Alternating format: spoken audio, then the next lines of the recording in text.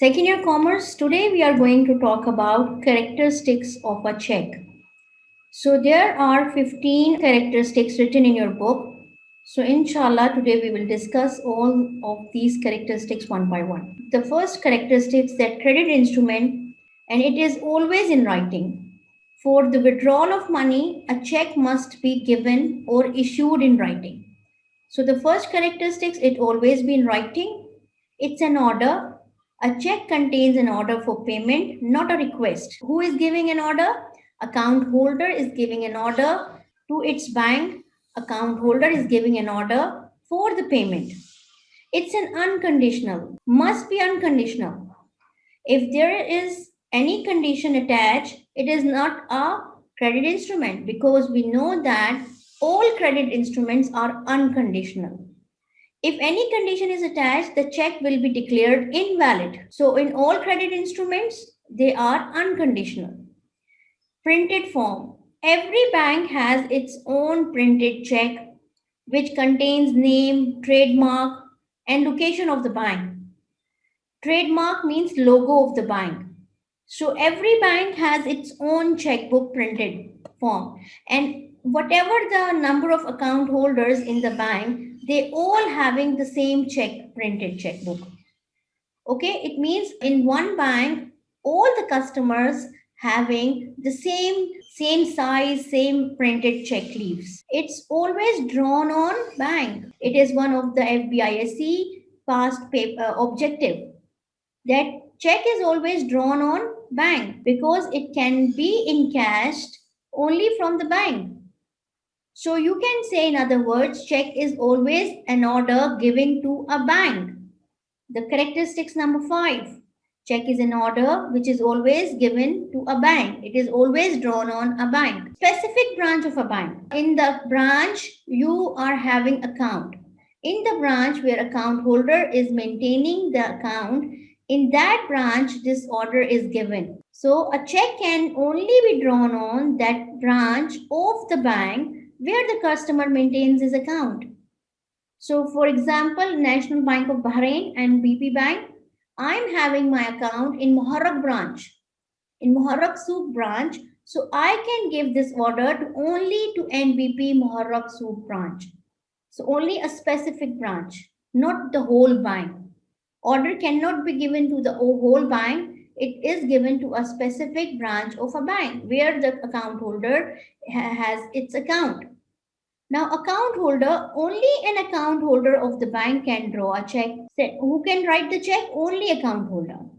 Amount of money. The amount should be stated clearly in words and figures. If you are writing in words and figures, and both should be same. In figures, if you are writing 200, you need to put this slash and this is equal to, and exactly the same amount you will write in words 200 only. This is amount in words and this is amount in figures. Come to the ninth characteristics of a check.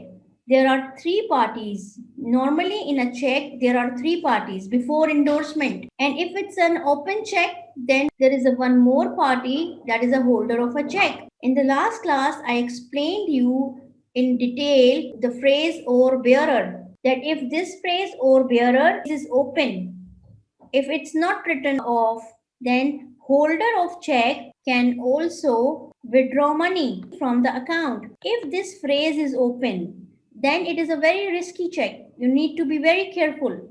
When you are writing the check, you need to see this phrase very carefully. If this phrase is open, it is an open check. An open check can be withdrawn by anyone. Anyone who is holding the check, he can withdraw the money. So now normally in a check, there are three parties. One is drawer. Drawer means account holder. Drawee means bank. And payee is the beneficiary. Payee is beneficiary who will receive the payment. Moving on to the characteristics, the most important characteristic that it draws signature. Without drawer signature, you cannot withdraw money. Drawer should sign a check because without his signature, the check will be ineffective and payable on demand. When bank will pay this money? when the beneficiary or payee will go to the bank when they will demand the money. Check is always payable on demand. The payee always go to the bank. So when payee will demand, then only bank will pay the money. It means when a customer present a check at the counter of a bank, it becomes an immediate liability for the bank. In all the cases, bank has to pay the amount. If customer has money in his account, then bank is liable to pay the amount on the counter. If customer is demanding a money from the bank by presenting the check on the counter, that bank has to obey the order 100%. Bank cannot refuse the customer if the customer all the things are in order. For example, date is on the check, sign, drawer, signature is on the check, the date is correct, amount and word figure, all things are correct. It means check is in order. If check is in order, then bank cannot refuse the payment. If a customer is going to the bank counter within the banking hour, so if all things are in order, then bank has a liability to pay the check. Period. The check remains valid for 6 months. After this 6 months, the check has become stale check. We use the term stale. When the check will become stale, when it's a 6 months old. 6 months old check becomes a stale, and bank will never give you the payment of such checks. Reading again, the check remains valid for the specific period. And what is that specific period? This is 6 months. Once period is expired, the particular check becomes invalid. And where this 6 months written? This is written in Negotiable Instrument Act 1881.